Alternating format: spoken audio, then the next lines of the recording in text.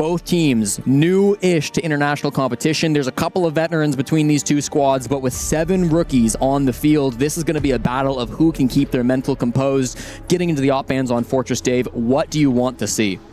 Smoke's a great ban because a lot of the time you see shields on the attacking side. On the old tower or on the top white side, the shield is usually the first point of contact. So getting rid of Smoke, usually getting rid of maybe a Tachanka, a Goyo, you usually see one of those being gone, so you can actually take initial space into the map.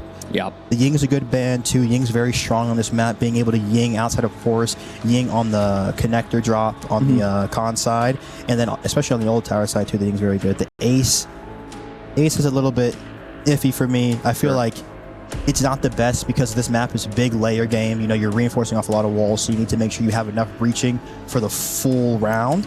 Right. And the Ace isn't always the strongest op for that.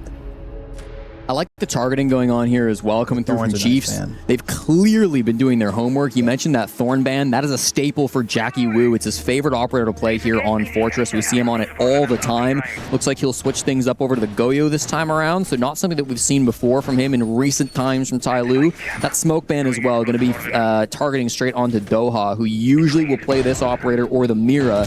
He's changed things up too, going over to the Warden side instead. So it definitely feels like we're seeing a bit of a new strategy come out from TYLOO.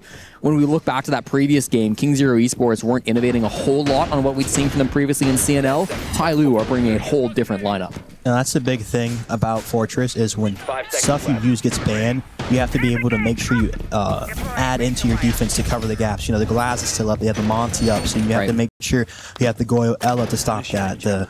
The Rooney's a great trap operator on the courtyard side, just make sure you're stalling gaps. And then the Mute's very good because the info game is huge on this map. The Snake is extremely good, the Deimos is extremely good.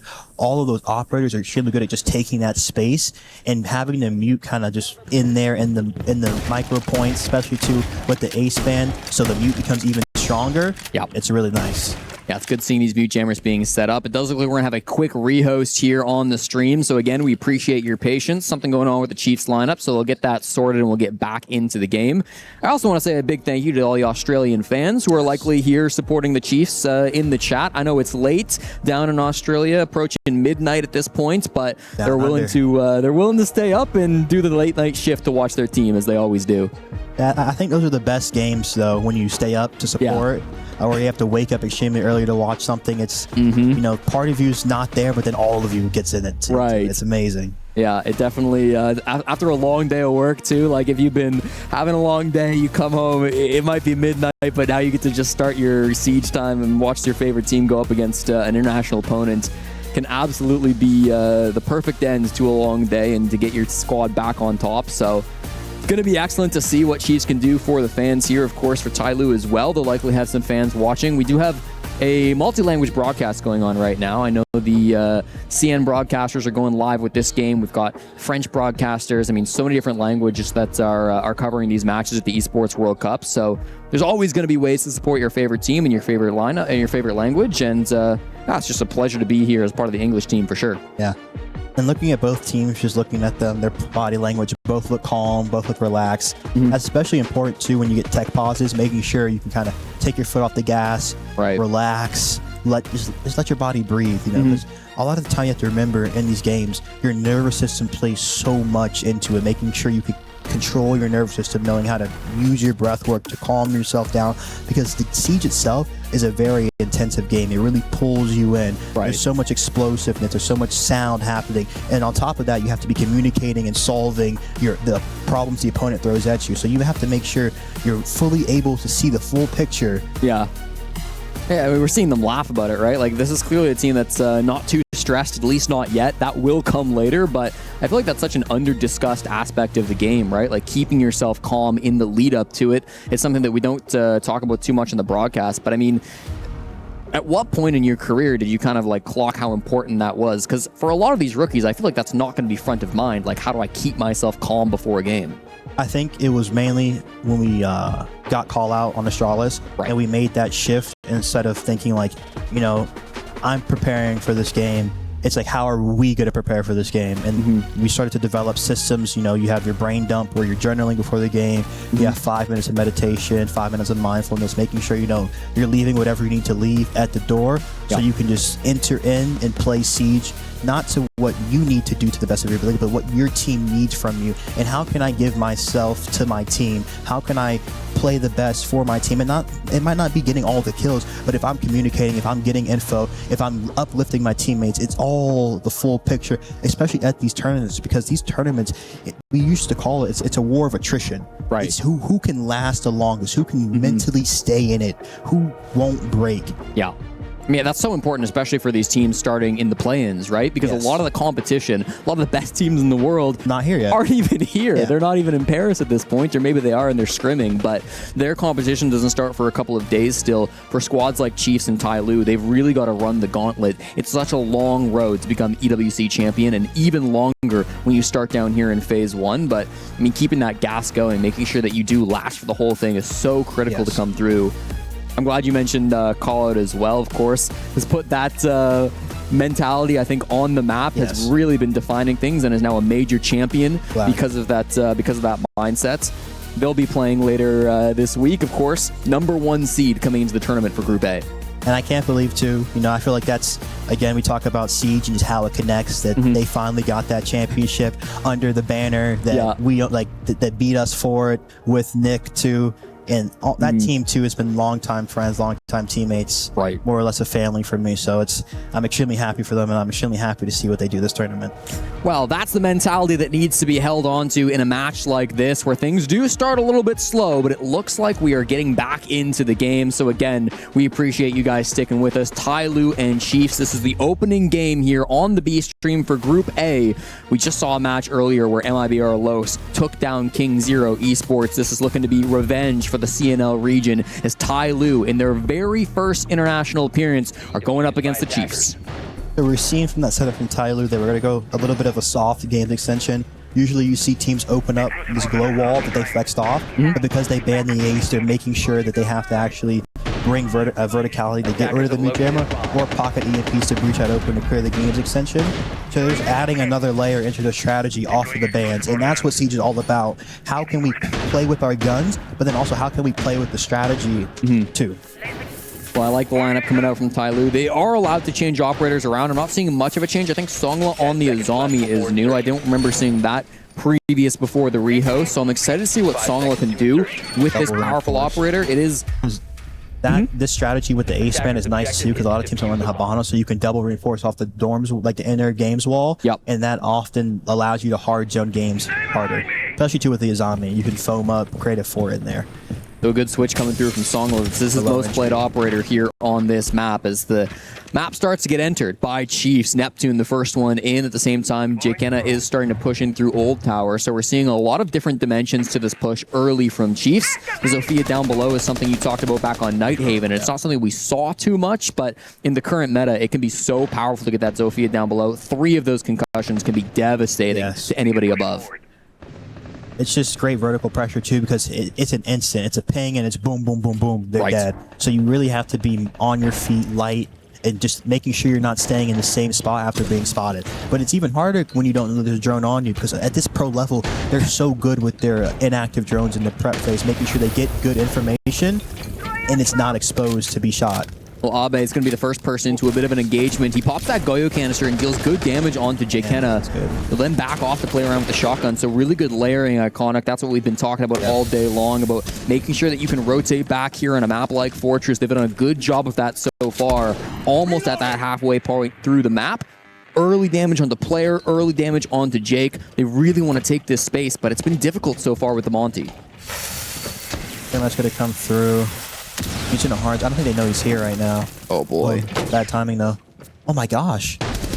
Wow, freebie from Abe. He does take down the Monty, and a second straight on the lunchbox. Oh, no. That's Looney Tunes right there. Yovakar does go down, but still, this Mute full HP finally overswings, and Relays will shut him down, but the damage has been done from the Mute player. They start to pick up Yovakar. This could be a really big trap. They get the finish off. There's still the Warden close. Good Azami will be... Great team play. Pop the Goyo, too. Cover that retreat so he can get back towards his teammates. That's 60 seconds left on the clock, and TYLOO still sit with the man advantage. Now, Doha has not been able to get out fully. He still sits inside a briefing as his teammates are falling back towards the site, but it doesn't look like he's going to be punished, Iconic, because they are all rotating over towards Horse. Yeah, not the best play they had right there. Kind of full doom stacking it across. Not much droning either. You know, you take a few seconds, you get that control for free, no death. Here in the 2v3, they don't have much util besides a Grim B, a smoke, and an EMP. They need to try to isolate one kill. Maybe you should smoke isolate bathroom door, walk Horse Hall here. They've already used the Grim. They have a nice crossfire right now, too. Great weaponry on the attack, though. Hold on. They've got some opportunities. The Azami of Songwell wants to go for a swing, and he will find the right timing. Takes down Relays with a great headshot. So now player in the 1v3. He's a great player himself, but this is a tall task. He's got the defuse kit, but he needs to find some way to break through. Songwell's creeping up on his left, but it's Doha close on the right side with the shotgun, which will shut things down. TYLOO off to an early lead. And I think the key thing from TYLOO isn't the rat play, but it's the play to get the player out. You know, the Azami, the pop, the Goyo. I'm already seeing that teamwork just being incrementally shown. And it's very nice, and that's the key thing that's going to win you the close rounds.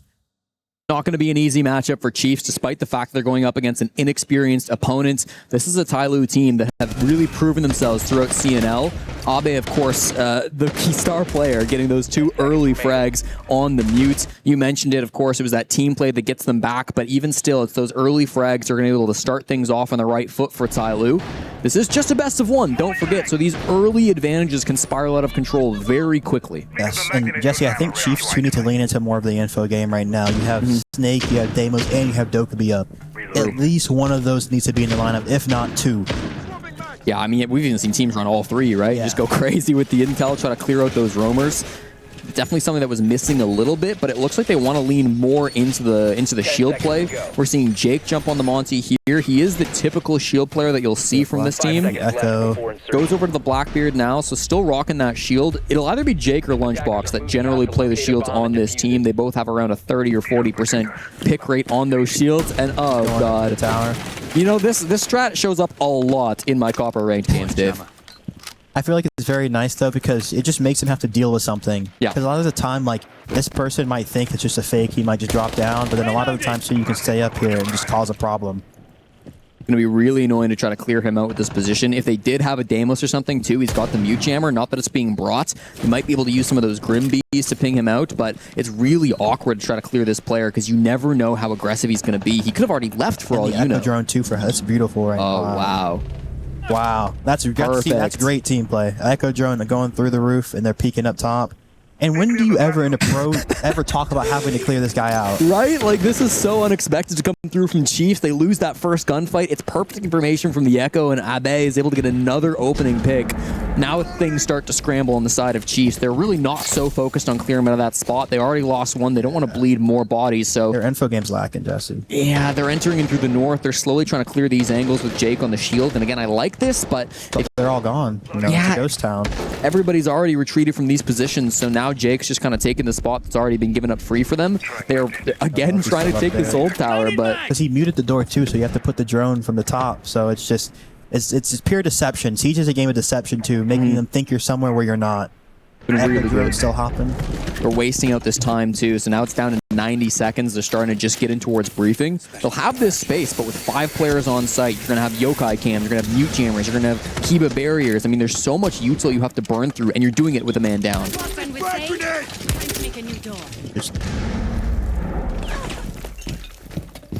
Yeah, I'm just not making much sense for me right now. The Habana's going on the wall with the thermite.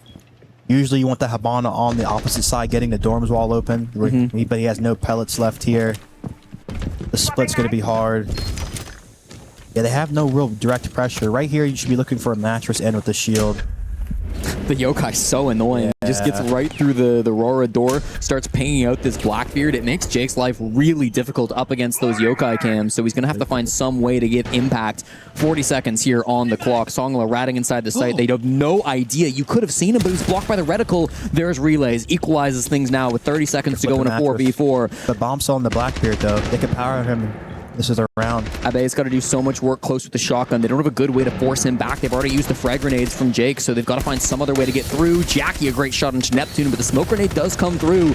Will that enable some kind of a plant? Probably not, because Jake is still over towards Briefing. Finds the gap, though. There's a trade onto Jackie, and now things get messy. Yovaker with one. 1v1 versus Lunchbox with 5 seconds to go. Lunchbox does not have the defuse kit, so he's got to just go for it. Shotgun in hand, but it's too long of a range. Running around the door, and that'll do it for TYLOO. A 1v1, one out on the time, and they'll start with a 2-0 lead. Big laughs coming out from TYLOO. That's really good, too, to make sure you're just staying light and energetic in these games. Because sometimes you can just allow your body, your mind to get too tight, and that's not good for you. You have to stay loose.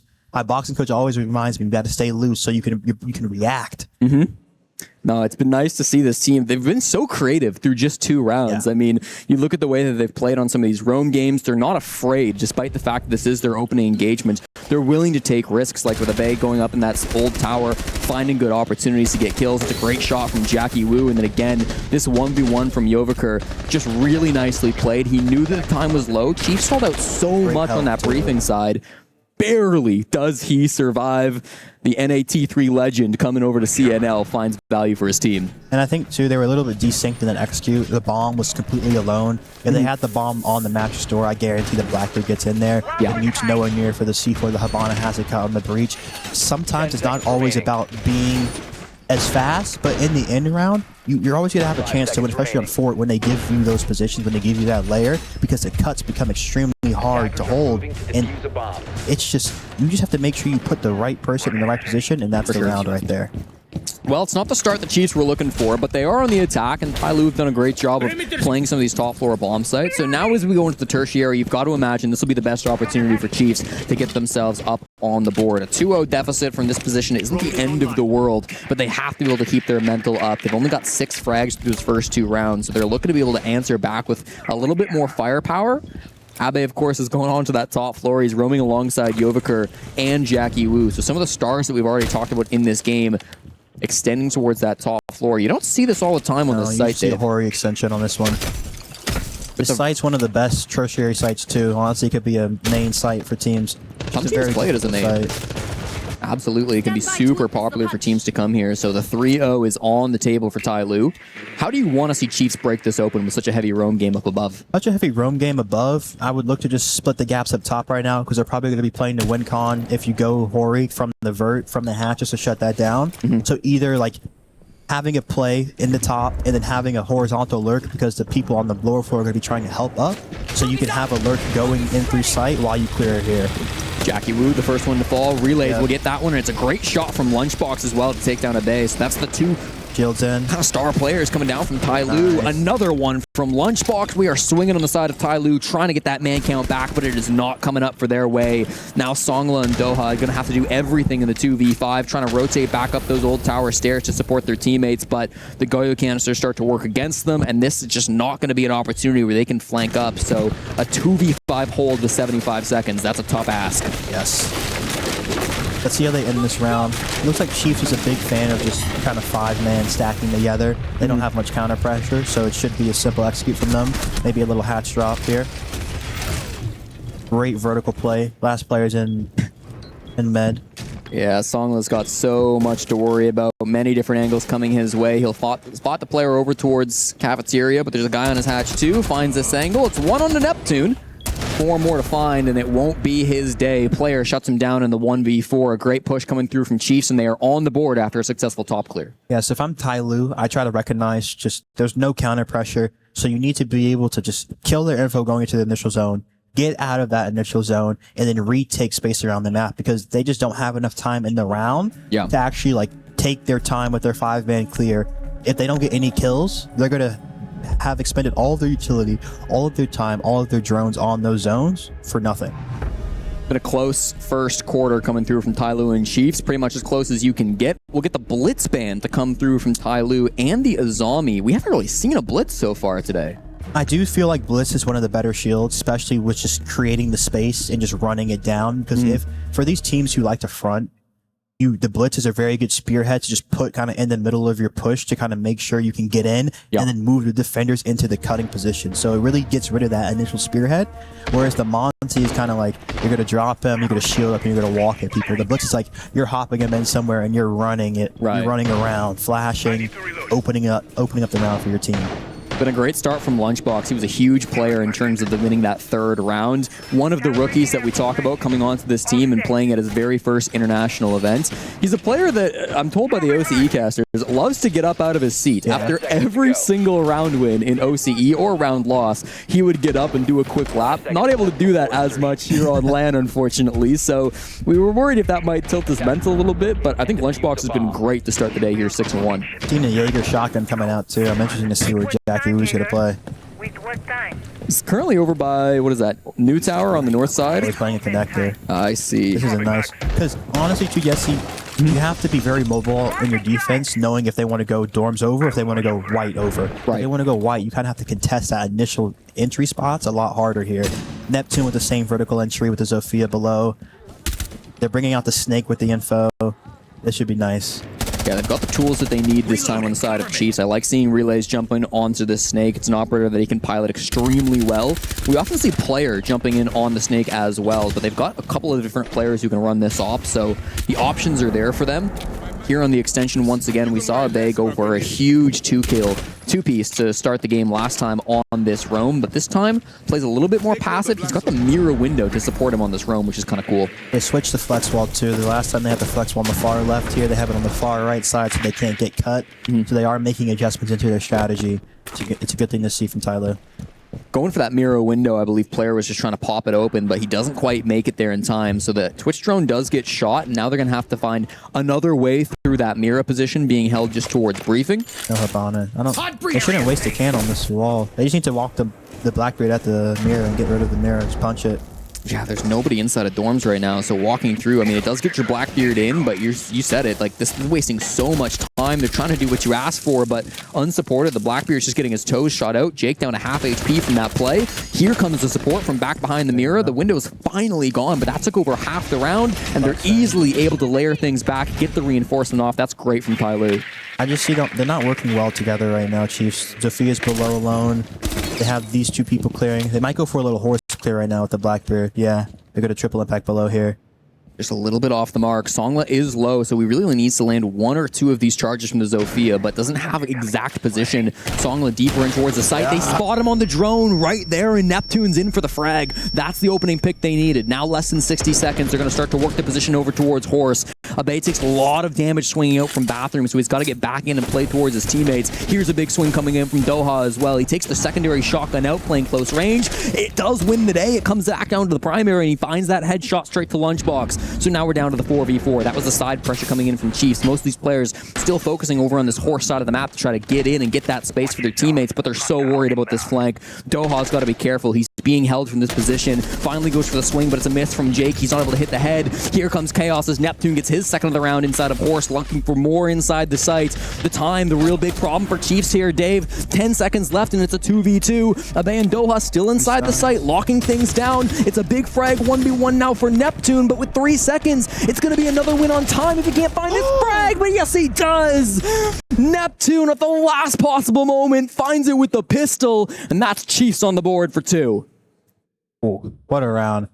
I feel like right now, Chiefs can be a little bit more faster in their mid-round. You know, right there, they see Grim's being powered. They need to be faster to take the space force. So if they need to be faster to walk up white, I need to see him using his stuns more, because you can just see clear positions and then use the Blackbeard to really create the space and actually isolate these fights. So because the key on the attacking side is making sure you're going into the zones where you have the man advantage. Right.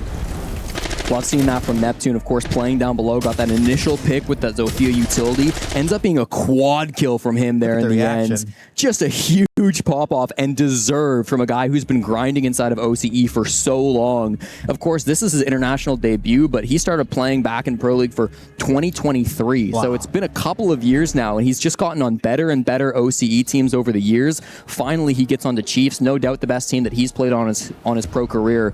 And now here internationally, he's doing what people knew he was capable of for so long down under. And sometimes in your career, it takes time to reach the events, but at any point in your career, whenever you reach that next level, it's meant to be. You can't really force the qualification. It happens. You guys have to work for it and just keep pushing. So what you're telling me is that Karn's time is coming? Possibly. Okay. There is a world in where Karn will make it. Okay. But Karn is one of the people I've seen. He's been going at it for so long now. He's got to hold the record. Yes. So he just has to keep holding it down for the people, and if he keeps going, I'm hoping a world where he'll make it. Well, if we've seen success stories like Neptune coming through, maybe there's hope for Karn as well to make it to the big stage one day. But for these two teams, I mean, what a crazy game we've had so far here, Dave. 2-2 apiece. Could easily be 3-1 for TYLOO if not for the heroics that we just witnessed from Neptune. A little bit of a tech pause here, getting things sorted out just briefly for us. But I mean, what do you want to see from adaptations on the side of Chief coming into these last two rounds on the attack? Because it does feel like TYLOO have played the better game so far. Yes. For Chiefs, I think it just needs to make sure that in their opening round, whether it's in the phase where they're leading to clear up the mirror, having an extra person with them, so it just speeds it up. You're maybe not taking at least a whole minute and a half to get that mirror hit. Yeah. And you're transitioning into your actual play faster. And then when TYLOO is making these power plays back against you and they're leaving gaps in their strategy, you're making sure you're ready to take them. And I think that's just unawareness on their part because of their info game, not knowing where they are, where the gaps are actually being placed. Because a lot of the time, say like I'm coming into a game and attacking, and I'm going to put pressure on white side, I'm going to put pressure on the old tower side, I'm going to put pressure horse, I'm going to make sure they layer this. You can kind of theorize the positioning of where they're going to be and how the reaction is going to happen. So like if you hear from the Grim that two people are powering briefing, there's going to either be a gap horse or going to be a gap white or going to be a gap con. Like they cannot hold everything just due to the amount of bodies. So being an IGL, it's able to recognize that. And a lot of the time you can just call people and just, you kind of you don't know it's clean, but you know it's clean. And you just kind of have to just take the risk and go for it.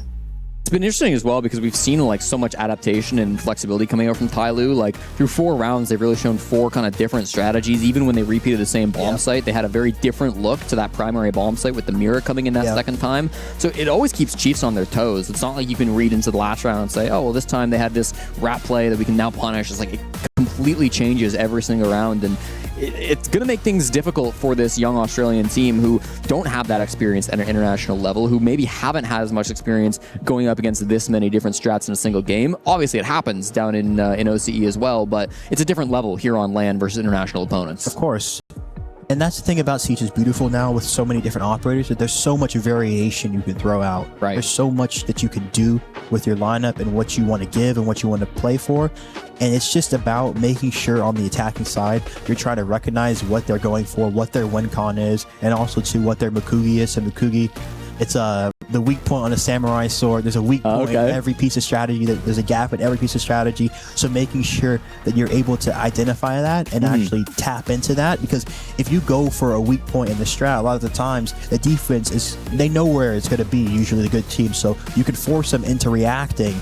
And if you know kind of how they're going to react, you kind of get into that game of ARC, you call it arcing, where your action, their reaction, and how you're going to counter their reaction. So you're thinking like 3 levels deep. So in chess, so if you move your pawn, they move their knight, you're moving boom, boom, boom, and you already know what's happening. And that comes down to just the teams being in sync with knowing their strategy fully, and also as a player taking that next level and getting really deep into the strategy. We hear Wildcard say it a lot, that all of their players are really intentful in the strat book. And when they're in the strat book and when they're in the plays and X's and O's, knowing the movements, it makes it so much easier on the IGLs being able to call that. Because if you know like, okay, this is happening, and he's calling, it's just like, okay, I'm here. Like, I'm doing it. Instead of like, you're just kind of sitting there and he has to fully say it, then you take a few seconds like, oh, okay, let's do it. But that the gap is instant. Right. You know, it's a few seconds you get in each round to make it. So you really have to be able to identify it and go for it and not be afraid. And I feel like what you're describing right now is really like what the highest level of Siege is all about, right? It's about who can find that gap, who can read their opponent's reactions better, who can think one level deeper, right? And we certainly see that in the grand finals of the biggest tournaments in the world. When you've got two younger teams like TYLOO and Chiefs, how common do you think it is to go that deep with it? Like, is this something that you expect the players of and coaching staff of Chiefs and TYLOO to be like actively talking about and thinking about? Or do you find that that more so comes in at the higher levels of Tier 1? I mean, I'm already seeing that they're trying to adjust that strategy. So I feel like it just comes down to the team, how well they're actually playing Siege. But with TYLOO, you saw it with their mirror adjustment. You know, the guy, he got stuck in there. The next round, they flexed the wall on the other side. They have the mirror there just so it's a safer layer extension. But with Chiefs, I'm not really seeing the X's and O's of like, okay, they're making this reaction, let's do this off of that. You know, this is more or less, they called, we're going to hit this mirror, we're going to clear horse, and then they kind of just do the horse clear and end the round. They don't really let the defense influence too much of their reaction. Sure. Because there's a catch. Like, you have to make sure you're not overreacting, but then you have to make sure you're actually reacting, because if you're not reacting, you're not going to have a gap anymore. You're just going to be sitting there. Of course, yeah. Well, it's certainly going to be interesting, like, to see how this continues to go down. I love your breakdown so far, Dave. This is our second time casting together after earlier today. It's been very fun to have you on the mic, I gotta say. It's been great hearing all of your insights and the deeper level that we don't always get on the broadcast, right, about how some of these mind games go at the highest level. It's been really nice to listen to you. No, because it's really 360 with the teams. You know, it's from the point when you wake up, how you're treating your body, the fueling you're doing, and then obviously just how well your team is preparing mentally, individually, and that adds in because it's a cohesive unit on stage. You know, it's kind of like Pacific Rim where you're in the kaiju and you need that syncrasy to be fighting. Like if one of your teammates is feeling a bit weak, you're not going to be playing as well. So you have to make sure you're able to recognize your teammates' cues. And we would spend constant time, like, especially when you're in real life with your teammates, being able to identify. So, like, basically, when I was playing a lot, like, Call It would know, like, if my fist bumps would go kind of limp, he would know I would be in my head, just over-analyzing things. If foe would start to ruffle his jersey, he would know. So, like, the coach would have different triggers to be able to pull players back into the moment. And that's all important, just to be able to actually keep producing a consistent product. It's crazy to hear all the impact the coach can have as well inside a game, right? Like, you just hear the tack timeouts really for these squads, but the coach does so much in terms of setting up the strategies, of course, but reading the body language of their players, knowing what they need, right? Sometimes players need to be told, hey, you're doing this wrong, fix it in this way. Sometimes they already know that, and the coach needs to come in and maybe just fix the mental a little bit. That might be part of the job of Nate, of course, head coach here for Chiefs. He's a coach that's been in the OCE region for quite a bit of time now, through 2024, 2025, 2026, and even way back in the day. We saw him coaching on some teams like Okami.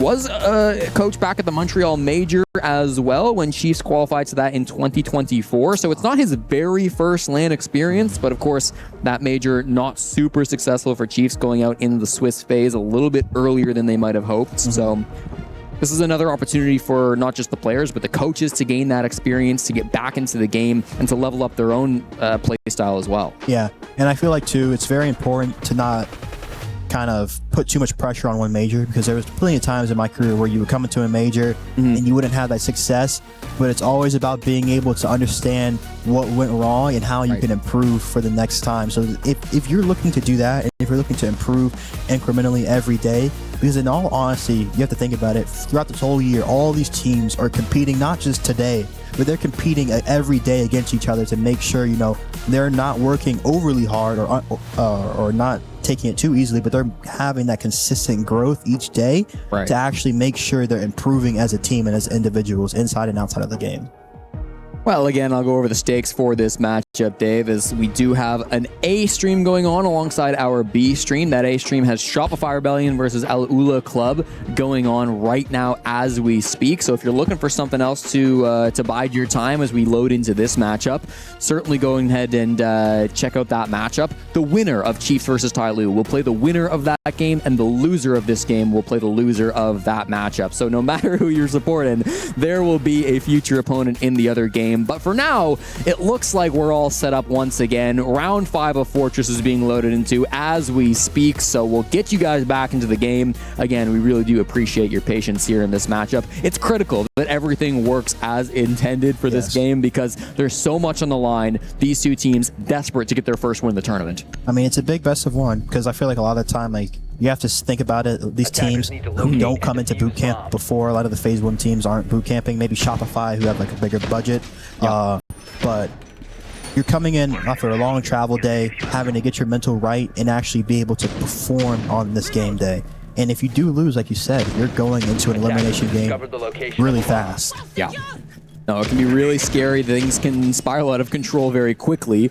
We saw it from Falcons last year even, Dave, where they were out on, I believe, the first day of competition, and sometimes one bad day is all you need here at the Esports World Cup. You have to be ready to show up at every possible moment. So, and there's ways, too, with your performance coach, like you plan for that, especially like when we went into our Gamers 8.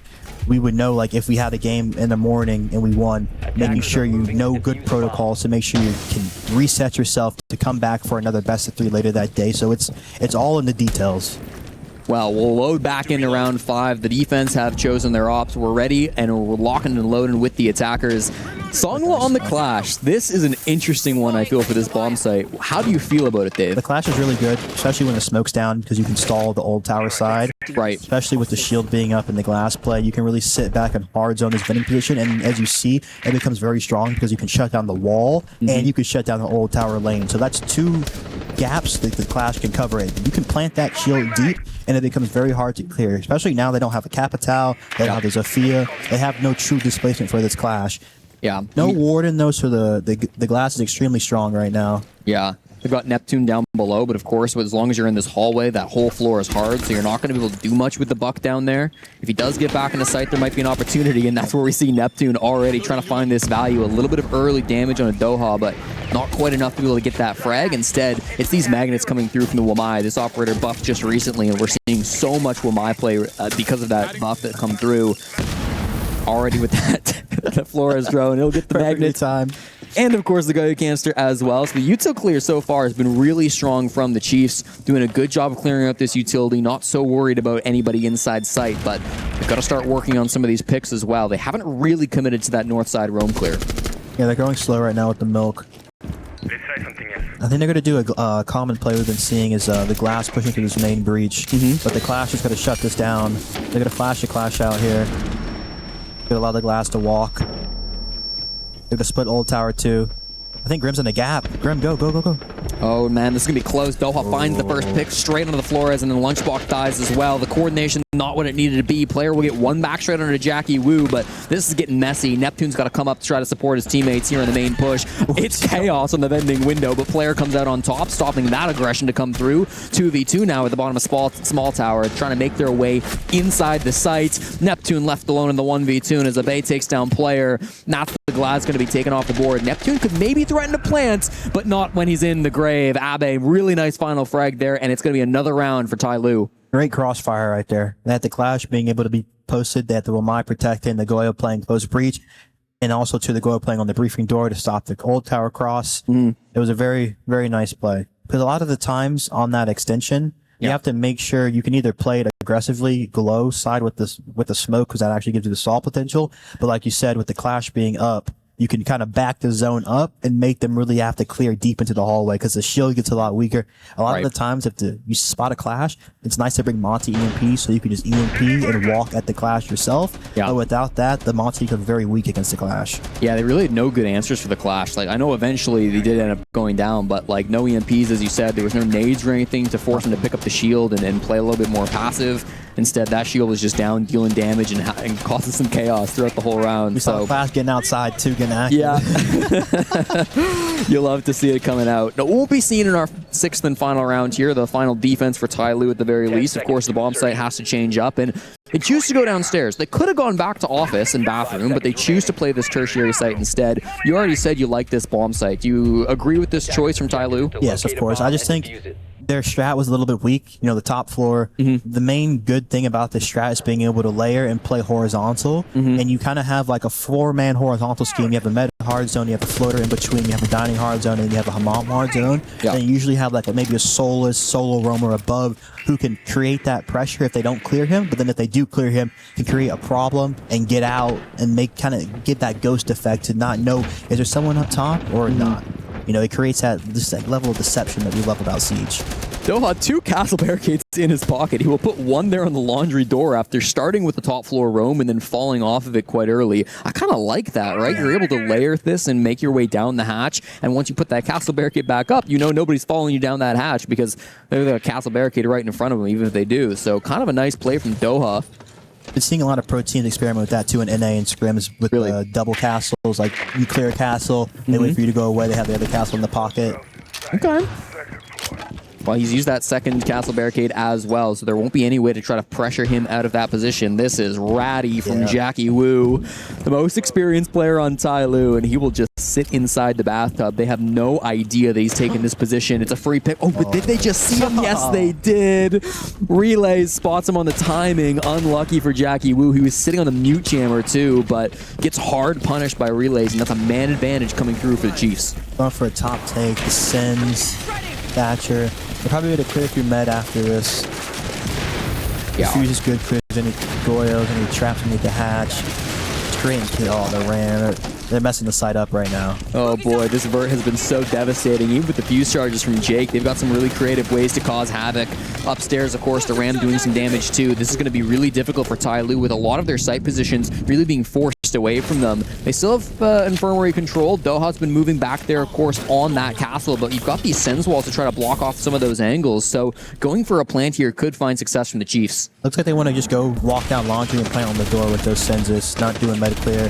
That can get a little weak because you're kind of giving yourself not too much space to work with. Sure. I feel like right now with the hatch control, you can just flash the guy in med, do a little reverse clear from med with a fuse shield hopping the window. But let's see how they want to end this. Neptune with the defuse kit, going to want to make his way in towards the site. Still going for some breaches. These castle barricades have been so annoying for them. Central walk's very good right now. 30 seconds. Here's the push coming through from the Chiefs, trying to make their way in towards the site. In now, past the fire. They're surviving through it. The chunk of fire doesn't deal a lot of damage, so they just power their way in. But Abe takes down Jake. It's Songlo with another one. They deny that plant to go for the verticality, not working out for the Chiefs, and they've now lost their most important asset. The defuse kit hits the ground. 10 seconds to go here. Songlo holding the door. They're trying to make their way in through Medbay, but it's still being held by Doha.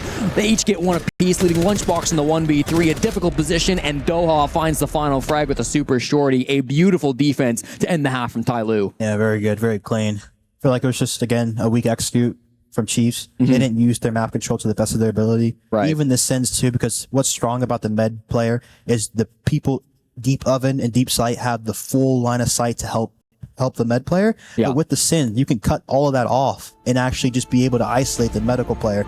And if you isolate that guy, you have just so much more plant potential. You can actually plant underneath the hatch, you can plant closer to the bomb, or you can plant where they tried to plant. But instead, they only put the Sins there. Yeah. They put them there right, not even on execute, but a few seconds before they execute, so they're already telegraphing where they want to end. And you see that TYLOO, they're pinging the plant spot, they're flaming the plant spot. They know exactly what they want to do.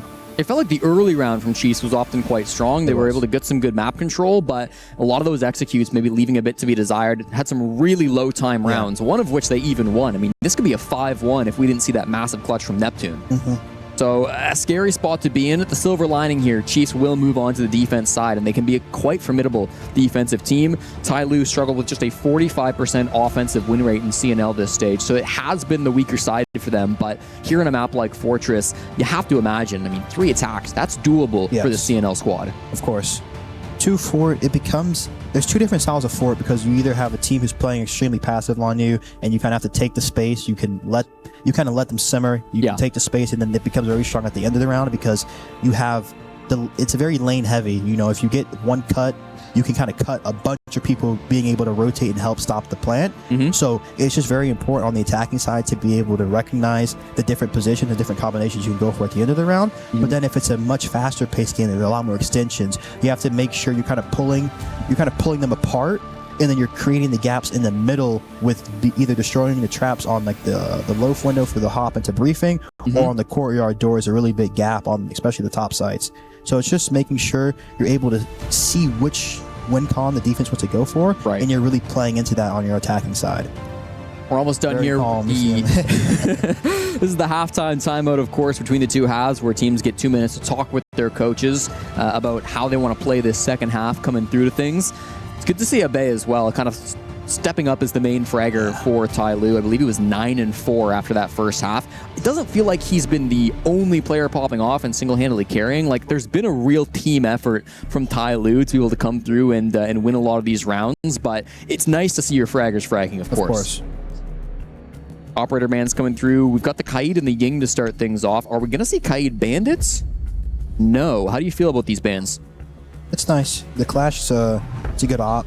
I feel like if you want to play a lot of shields, it helps you, so like you don't have to worry about that at all. Right. And also, Clash is one of the best defenders at just having to make sure if they're hiding it, you know, and then if you don't know, you kind of sometimes have to make sure you have utility just to deal with it. Right. And also, too, it's just a big stall.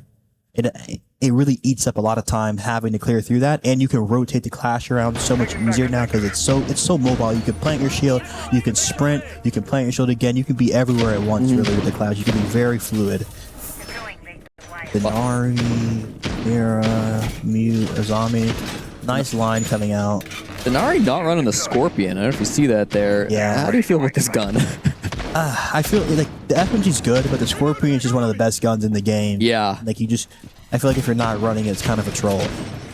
Fair enough. Well, listen, player, he's a very experienced player himself, and he should know what he's doing here, so I'll trust him. I'll trust him to play his gun. We won't judge before we see it in his hands.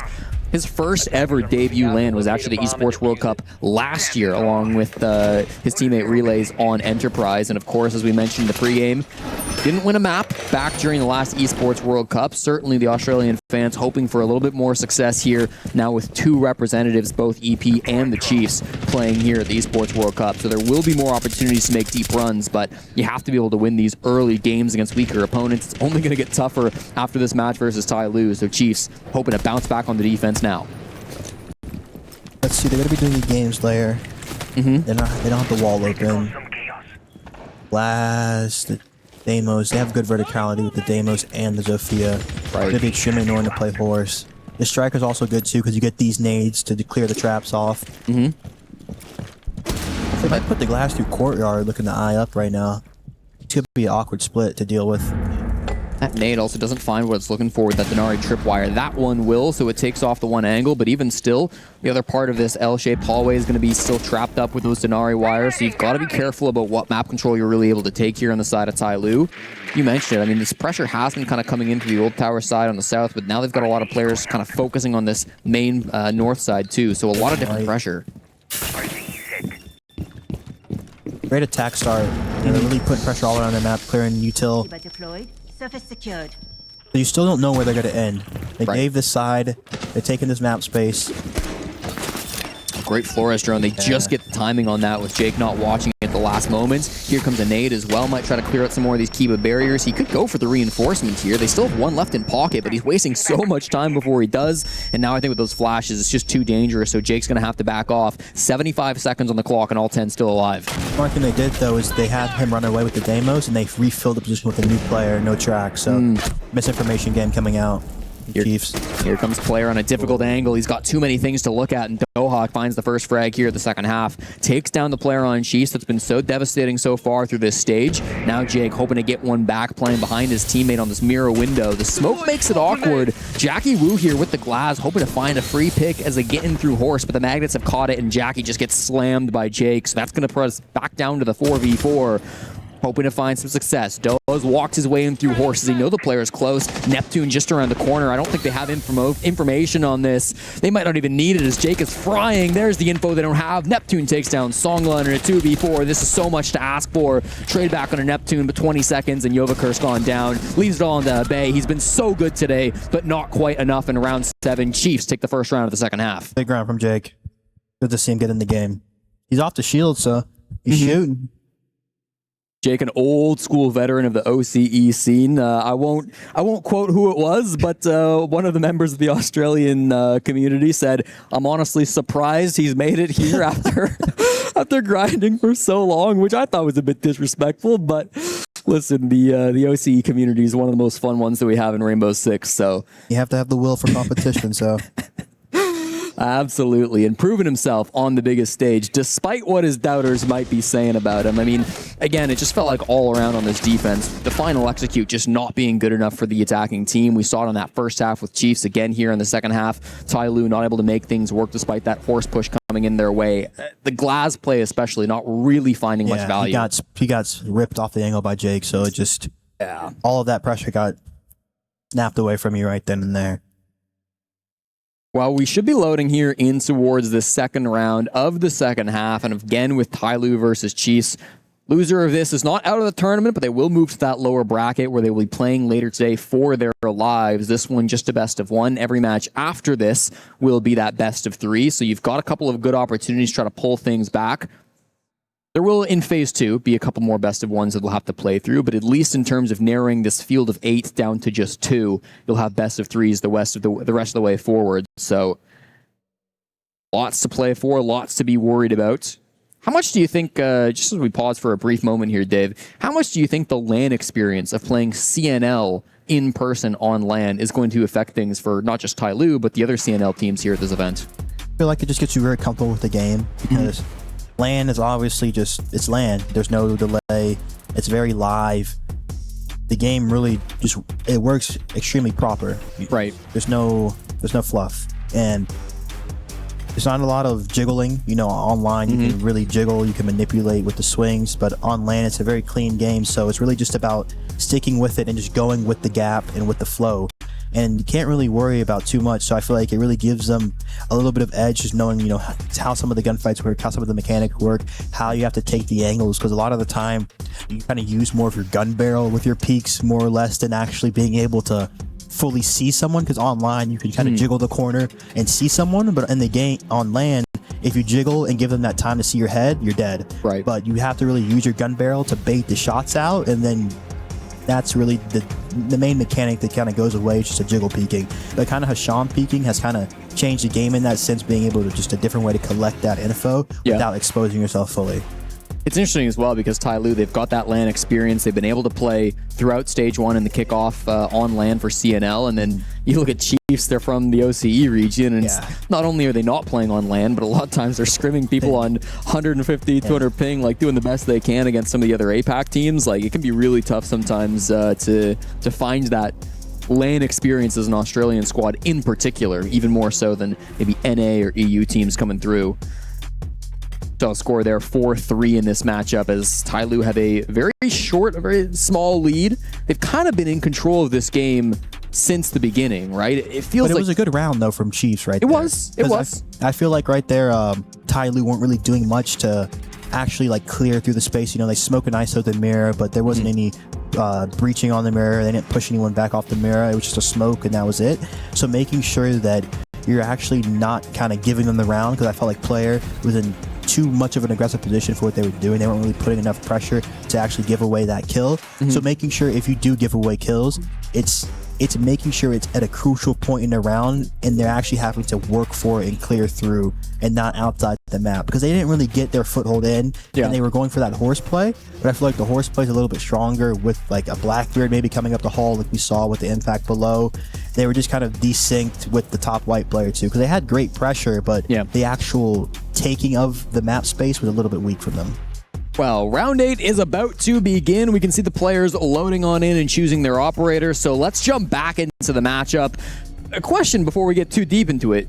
Could you argue that Chiefs are maybe even in the better position? Because yes, they're down by a round, but that last attack from TYLOO wasn't super confidence-inspiring, and we know from the stats that the attacking side has been their biggest problem throughout the stage. Yes, I feel like especially too with the K Clash ban, you're going to have so much up. You're going to have the Remind, you're going to have the Mirror, you're going to have all the traps up, you're going to have a zombie up, so there's so much variation in your strats you could run, and it's going to be extremely hard just playing up against all the best operators, really.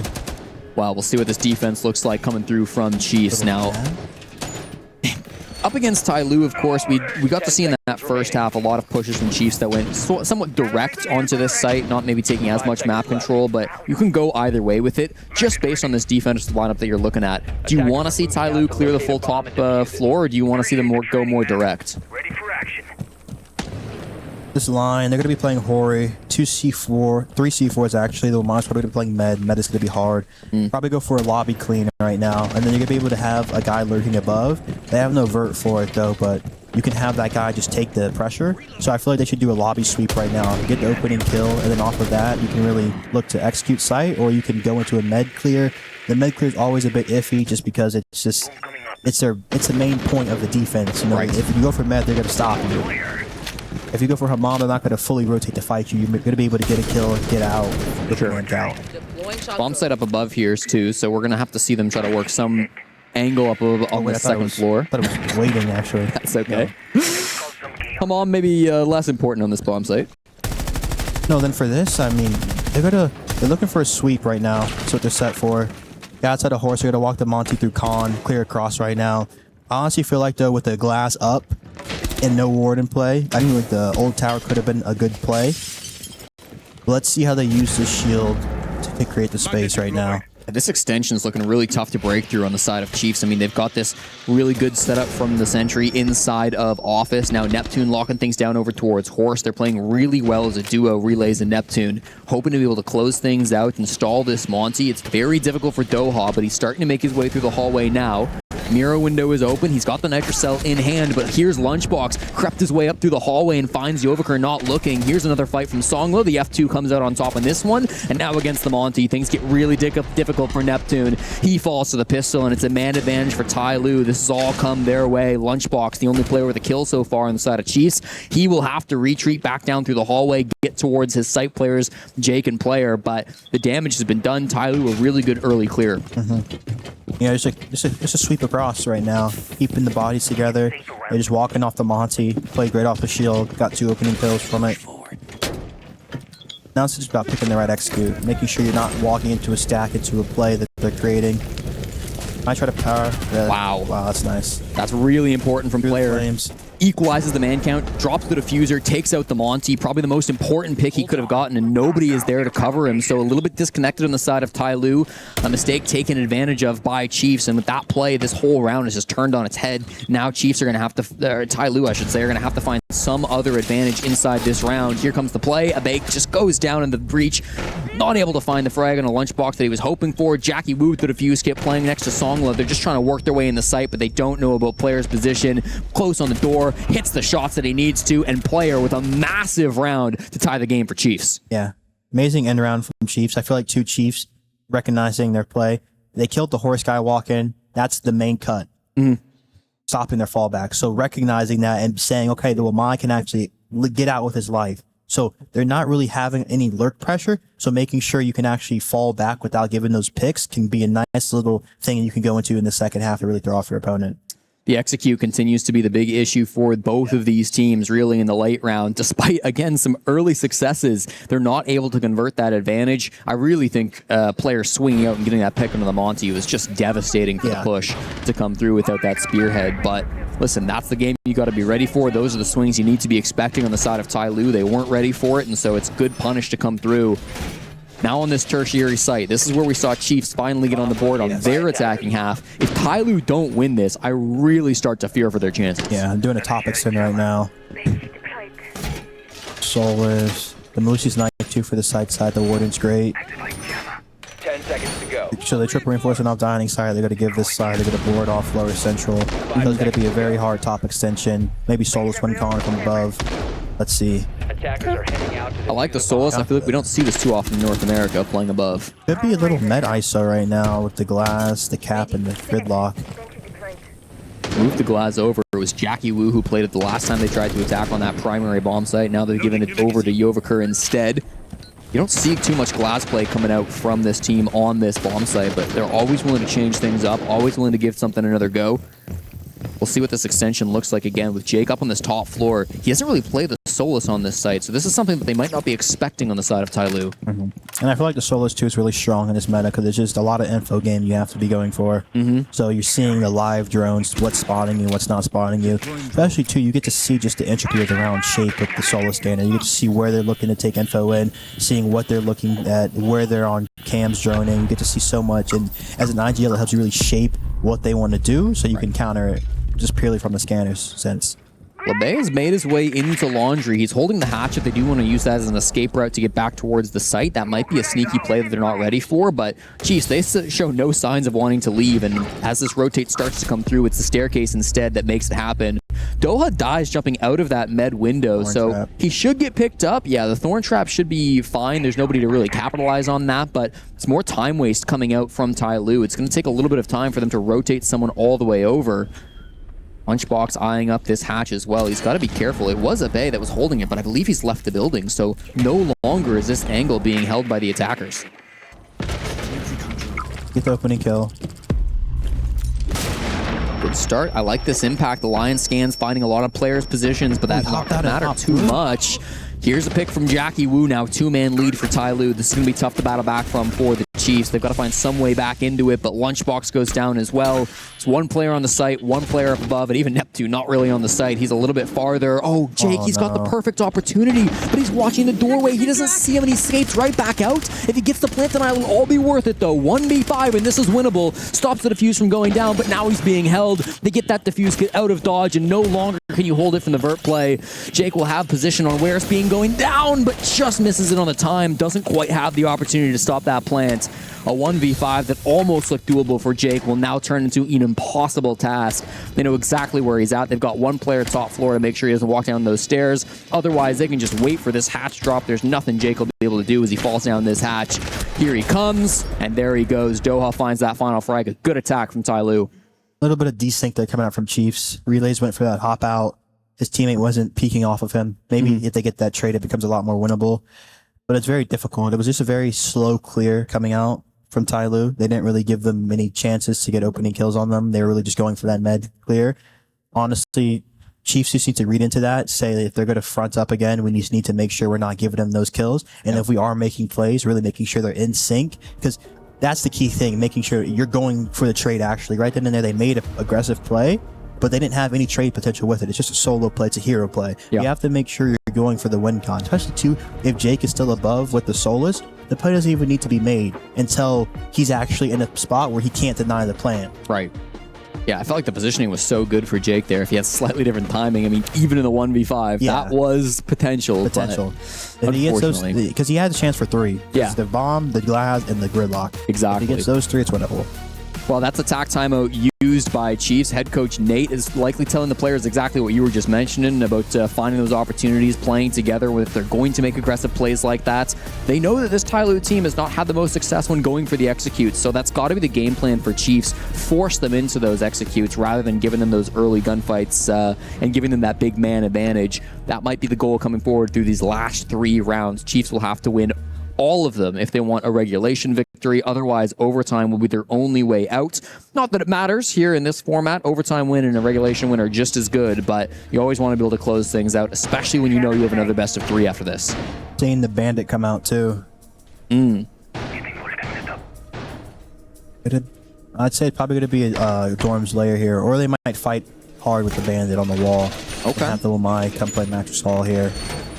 Starting, of course, on the south side over towards Dorms, so it definitely feels like they can use that for the layering. They've still got this Wamai as well, which we've been talking about all day long, how good Wamai has been since his buffs. Seeing so many more Wamai picks coming through in this meta, and now it's going to be really on TYLOO to break through some of this utility. They've got the Zofia coming out from Yovakur. They've continued to run so much of this Flores. Now Doha picking up this operator, and even the Maverick from Jackie Wu, an operator that we do see from time to time. Remember, Wildcard used to run a lot of this operator back when this map first came in the pool. Yeah, let's see. No bandits down yet, so he's probably not playing for a Dorms trick. Let's just see how well they play the layer game, if they give kills away or not. It's going to be crucial too. The floor is going to be pressuring outside floors. This site's really important to make sure you just apply that split pressure, not able to telegraph what side you want to go for. Because you kind of keep them guessing, keep them trying to make sure like they don't know exactly, okay, we're going old tower side, okay, they're going white ISO. Little repel here, just cheeky. Abe hoping to get a freebie. 11-6. He leads the lobby right now for most frags, but a lot of that came back in the first half when he was really on a tear on the defensive side. Had some really nice aggressive roams. Hasn't found as much success here on the attack, but can certainly find his moments. waiting for Neptune to overswing, forcing him out with this Flores drone from Doha. He's not taking the bait. He's not making these swings. So instead, Abe's just going to have to find some other angle to try to work a pick. Neptune seems like he hears this repel. I don't think he's going to be playing over aggressive in this spot. Especially they're going for white side, having this smoke and con, it's going to be a huge thorn in their side. Mav in the back. JackieWoo alone here. This is my question. Inside of dorms, it looks like he might be kind of being this solo pressure coming from the back, so he'll have to duel with Lunchbox, but as the Maverick, he's got a great counter to this utility. He can still make angles in that wall and make life very difficult for the Bandit. All by himself. Still got to be playing really careful, though. You don't want to go down as a solo player. No contact with RC. Device activated. TYLOO taking it slow right now. Try to go for a horse clear. Walk in the hall. Great in this position so far. He knows that JackieWoo could be coming into the hallway. He's got these magnets to catch the flashbangs. He's tossing out just another one, but he sees the push up, and JackieWoo gets the frag. Songla, another one, so it's a two-man lead coming through from TYLOO. Match point, just 3 kills away for them. Inside the site, Chiefs are trying to lock this one down. They're having to answer phone calls as 40 seconds are left on the clock. Somebody's got to step up and make a play here, Dave. Lunchbox looks like it could be him, but does he expect the swing? Yes, he does. There's the head of Songla blown off, and now all of a sudden, it's a 3v3. Another one goes down. Joviker finds a pick onto the smoke. That makes this really awkward as player and Lunchbox are the last 2 alive. They don't necessarily know about Lunchbox's position, nor do they know about player. It's a great shot into Bay to equalize the man count one more time. 20 seconds. The time is so low. They've got to play close in the doorway, trying to make their way through. It's just going to be player alone, and he can't do it. Joviker, a massive round to come through from him, and it'll be match point for TYLOO. Great patience on the horse player, able to pull, have his teammate create the push element of that. Beautiful round. Really, you see just the map, how you can take space, you can rotate around, and making sure to actually take horse. You have a guy walking the hole, you have a guy in the horse door, and then after that it becomes very strong to take top white control. It's just it's a beautiful map. I love Fortress, honestly. And that is a brutal round, probably the most devastating one to lose from Chiefs, because it's immediately after your coach's tack timeout, so you've already burned that resource, and it also comes at a time where your opponents are getting match point, and it's your primary site on defense. I mean, all of the worst case scenarios coming through now for Chiefs. They're going to have to win back-to-back rounds just to force that overtime. It'll be up to them if they want to run all 3 sites once again, if they want to go back down to that bottom floor for round number 12. That's assuming they even get to round 12, because they've got to survive this one first. Attackers have discovered the location. How do you stay calm in the mental? That's my biggest worry for a young team like Chiefs. Like, I'm so concerned about them just falling apart at this point. They have to be strong. Round by round. Honestly, too, as a player, I liked being at the edge of that limit of, you know, if you lose, you're out, because I feel like that pressure, it's on both sides, you have to remember. So you have to remember that your enemy's feeling the same emotions you're feeling. So it kind of gives you an advantage that if you're at peace with that, you're just out there playing, you're having fun, and there's no pressure. Right. There's no expectation. TYLOO, they know that this pressure is going to be on to close the game. If this one slips away to overtime, then that momentum is going to be solidly in the hands of Chiefs, but certainly you'd like to be the team up on match point here. They're going to go for the attack, and it looks like it's going to be a full top floor clear as they've got a lot of pressure over on this new tower side. Any tricks that you're seeing on TYLOO that you're expecting to pop off here? Because they've got some fun operators. Yeah, Glass, Blitz, Doke, Lion. It's going to be a quick one. Wow. I expect maybe a little main wall split with the old tower side. No ward in here. Sophia's probably going to pull on this other side. Yeah. We're going to use the impact to get through the dorms wall. Right. Going to be quick, fast and furious. They've got lots of opportunities to explode in towards the site, and a lot of these roamers in the defense, too, are quite far from the bomb site. I mean, we see Neptune somewhat inside of Horse here. He's going to be in a position where he might not be the fastest to get back towards site. JackieWoo can walk up these main stairs, so these defenders are going to have to react really quickly when this push does come on through. The Lion charge will likely signal when we first start to see that push. Impact goes off. They have the smoke to stall it. Might have to cancel their play. A great smoke. They cancel, or do you think they just wait this one through? They still seem like they want to go fishing. Yeah. They might hop vending here. Jackie Wu starting to make his way up the floorboards. They saw the arm of the smoke, but that's not quite going to be enough. There's Jackie for the opening frag. Now we get to trade it out. There's a good frag back from Lunchbox, but there's a blitz in the sight. This is going to be misery unless Lunchbox hits a shot like that. Still in this matchup, Chiefs battling back with player frag on a Doha. Jake and Relays the last two as well, and Chiefs hold on for an aggressive push. Yeah, I think once they smoke that, you need to cancel that play. That was a great round from Chiefs to hold out, though.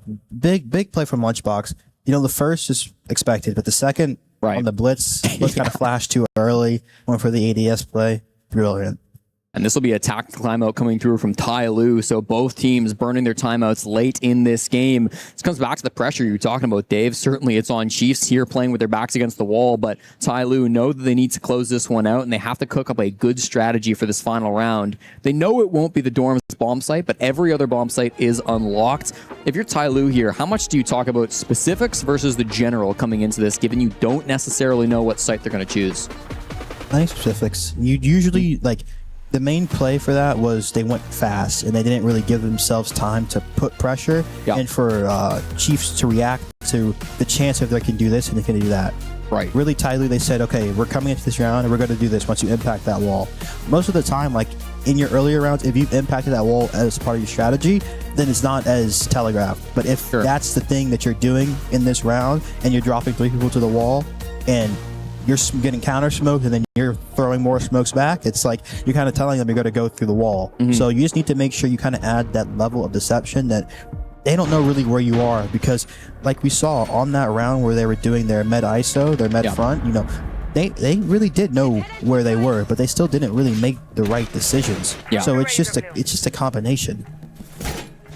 Well, tertiary bomb site comes through. This is where TYLOO found success back in round number 9. They have experience attacking on this bomb site. They just need to do it one more time and replicate that success. And this match will be over. A 7-5 victory for the CNL squad. But it's so much more difficult in practice than it is on paper. Everybody in this game has been playing really, really well. It feels like everybody from top frag to bottom frag have had their moments.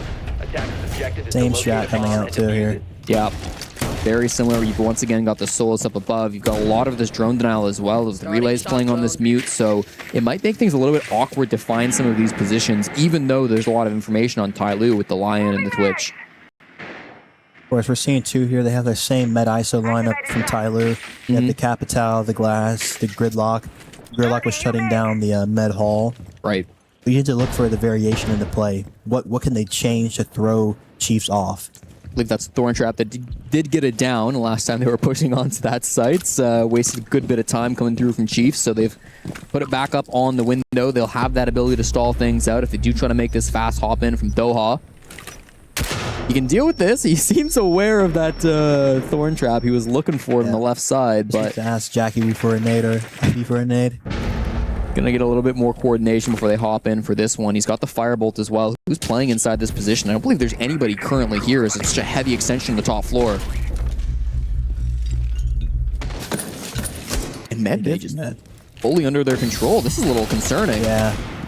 They're really playing off the Solus right now. But if they go deep, the Solus can't really deny any plants inside the oven. Right. Opportunity here, but they have to get past the Solus first. The hatch is opened up. Some of those floorboards as well can be ripped apart. They've got those impacts still being held by Jake, so plenty of opportunities to tear up these floorboards and make this push difficult. TYLOO, a different approach, but it'll be Yovaker the first one to die. Player gets that first frag inside the site. The Glasgow is peeking, but loses to the Warden. Now they've got to find a way to make this push work without top floor control. This has to be something that goes deep. You were calling for it, Dave. Plenty of time to work with, but the utility is burning down. The Firebolt applies pressure over to Ford's player, so he's got to get more aggressive, but that's exactly what he wants. Hits the second shot and lining things up for a third. Plays a bit more passive, almost slams Jackie Wu, but isn't able to get that final frag. Repositions inside the site with 2 players down, 3 players down as Relays gets the pick on Jackie. That might be all for this regulation. We could be headed straight towards overtime. Player for a third, why not? And a Bay in a 1v5, an impossible situation. The Chiefs rally back and force us into overtime. Yeah, just not very good from TYLOO right there, not solving. They really, like, you saw that Chiefs, they made a great adaptation giving them med and knowing that, okay, it's a 5-man front, we're not going to give them any kills, and they played with the space that they were able to hold very well. They had the Solus, they had the holes on the hatch, they had everything covered so the Warden player could just eat up inside the site. Very good. Well, 2 games deep here on the B stream, and we've got 2 overtimes to show for it. Exactly what you'd hope for on the opening day of the Esports World Cup. This has been such a close contest between TYLOO and Chiefs, and it really feels like it's come down to a lot of those late round executes where some teams have found some struggles. There have been some nice pushes as well to come through from these 2 teams. TYLOO on the attack, Chiefs starting on the defense. Which squad would you rather be right now, Iconic? I would say you'd rather be on the defense start here. Okay. Because I feel like TYLOO haven't really seen the best attacks and the best variation inside the execute of just knowing, okay, if they're going to give us, like, they're going to give us the hat, they're going to be playing on the hatch, they're going to play solo squad con. You have to find an avenue into the site that's safe from all of the all of that. Right. And you have to be able to analyze that in the moment. So it's just, that's the main thing with this attacking side. With this defensive lineup from Chiefs, they're hiding a Warden. Going to be able to stop if they want to bring any glass play because they've been running that. So that's a nice counter. But the smoke was really nice too, just to delay their push. Yep. Well, here we go. Dorms is the bomb site, and we still got the blitz being played by Yoviker. Last time this was a rush that did not go their way, got countered out by that smoke really nicely from Chiefs. So this time they're going to play things a little bit differently. The blitz still an important piece of this execute, but maybe not going to be a similar rush. Hoping to get a little bit more map control before they go for this one. What do you think? They're looking to sweep again, and if I'm Chiefs, you need to recognize right now that they're running like not any breaching, only the MAV. So if you're playing these layer walls on briefing, you're going to be burning so much time. Because especially with their bathroom setup, when they have these double walls reinforced, you have to expend MAV torch on that, then you have to expend MAV torch on breaching, and then you have to extend it on the inner briefing wall too. And that all takes mass amounts of time. And most of all too, there's going to be no rotate in those walls, so they have to funnel through doorways. They can execute a lot worse. And I think that's when they can play these late game flanks up central, up con, and play for some real late round deep state win cons. Well, here's this first map torch that you were talking about. Again, they're going to have a lot of layering to get through on the side of TYLOO, but they're starting to make this space now. Nobody really up here to contest them early on this roam game. A lot of them have already fallen back. Of course, minute 45 on the clock right now.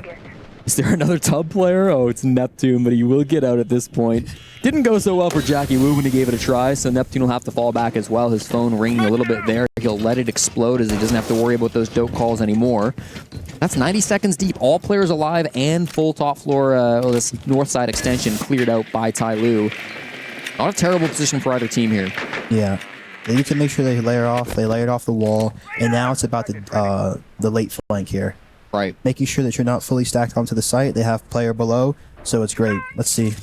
That's going to be player down there who could cause some chaos late into the round. He's not going to get into gunfight early. There's not really vert pressure being played by TYLOO, but even still, if he can find a pick on this hatch, he's currently holding the doorway. That could be massive for his teammates to be able to get that man count advantage. Here comes the Maverick from Doha as well. He's going to make it really awkward to play inside both of these sites. They've got good information onto what might be lurking on the other side of this, but you're always worried able to swing out as well. That's what punished them the last time they were trying to push in here with the Monty. Aids go through the map hole, and it's Doha who finds the first frag on the lunchbox. It gets traded back. That might have been through the hatch, actually. Jake gets the final finish off regardless, and the Blitz is in the site. Planted his starter from a bay. The Blitz will just sit and protect his toes. The Warden doesn't see the plant going down, and he dies midway through the execute. The plant goes down, and this is a disaster for Chiefs. They've got to find some way to get back into it now in the man disadvantage. They're going to aggressive out the window, hoping for some hop outs, trying to find their plays, but Jackie's holding the angle. Neptune only so much he can do, and Jake in the 1v3. Desperate to get his team back into things, but this is an impossible situation. They're playing so passive on the side of TYLOO, just holding their angles, protecting this defuse kit as it's down. Jake's got to answer a phone call in the midst of this clutch. I mean, it's so awkward to come through from the Ella. Out with the pistol, but can't find the frag. It'll be TYLOO that take the advantage early in overtime. I think it was just tough on Jackie. He had a great play to down the person. But in the end round, you need to make sure you flank central, because if you flank central, it causes just that chaos, just because they can't deny through the wall and the site push at the same time. So you flank central, you create the pinch, you create the chaos that allows your teammates in the site to actually double up on the person on the breach and through mattress side. So it just creates that different layer of defense. Well, for the third time this game, TYLOO will approach match points, 1 round away from sending Chiefs down to the lower bracket. The only difference, this time they get to defend to try to secure this victory. Both times that they were on match point previously, it was Chiefs on the defense. They won both of them. Now it's going to be a bit of a different story. We saw how bad Chiefs were at attacking in that first half. They had some moments for sure, but all in all, those executes were not really up to the standard that you'd hope to see. So Dave, what do Chiefs need to change? How can they find an entry point to take down TYLOO and force us into 15? Right now what I'm seeing is they have stall with the Goyo. They have the Ella for the shield. So you need to make sure on the old tower side, I would make sure to clear the utility, clear the Ella mines, clear the Goyo traps, and then use the Monty through there because the Clash is not up right now. Right. So you're going to be able to actually push the Monty deep. You're not going to be able to play vending window because one nade from a guy outside the side will displace that guy, so you can play that OPK, and then they're going to be inside congested in B site. You're going to have the buck below, you're going to have a split pressure, probably from the snake. So I would look to do an old tower ISO here. I think it's the strongest take right now. Well, Old Tower is the call from Iconic. We'll see if it's a call from Chiefs as well, as this push is going to be everything for the team from down under, hoping to find their way in towards this side of the map. We do have a lot of pressure Old Tower side early, but there's a lot of players here on the defense trying to lock things down as well. Doha, the main point of contact here in Old Towers, is going to be trying to lock things down with these Wamai magnets. With the Goyos and the Wamais, I mean, we've seen this from TYLOO before. They're really good at stalling things out and playing with their utility. And this time, there's no Flores to come through on the side of Chiefs. They don't have a Twitch drone to try to pop some of those Goyo canisters, so you're really just going to have to rely on their nades, rely on their ways to clear out this utility that don't involve standard methods. This might be a little bit awkward trying to get into the site. Yeah. I think that's why I'm such a big fan of the Striker. It just brings so much utility to help clear through, because like with the Twitch drone, you're pinning a lot on your Twitch player to get the Goyo flames, but the nades, they just clean them right then and there, and you get just a bunch of utility extra, whether you want smokes, whether you want flashes, whether you want cans, EMPs, it just helps a lot here. Jake, the only one in the building at the moment. He's just entered the top floor on Old Tower, so he's not really even in. There he goes for a drop down to try to support his teammates. Neptune inside of Medbay too, trying to work a pick through the hatch, just similar to what we saw him doing in the previous round, with that hatch going both ways, of course, for the attackers and the defenders. This gets awkward for Jake. He can't get as aggressive. He's worried about the Nitro. He drops for it, but he's going to have to waste some time, give up that position to avoid being blown up by the C4, and they didn't even actually pop it. There it goes. Finally going to be an issue that gets avoided, but this time it's just ticking down, Dave, and I'm really worried about the clock for Chiefs. But it's okay right now because they have to wait for the stall. Okay. It's a quick execute because all you need to do is make sure you clean the mute and the mirror, and once that's happened, the Monty can cross to the plant spot. Great flash, forces Doha back. They've got some space here with the Bay being inside sight as well.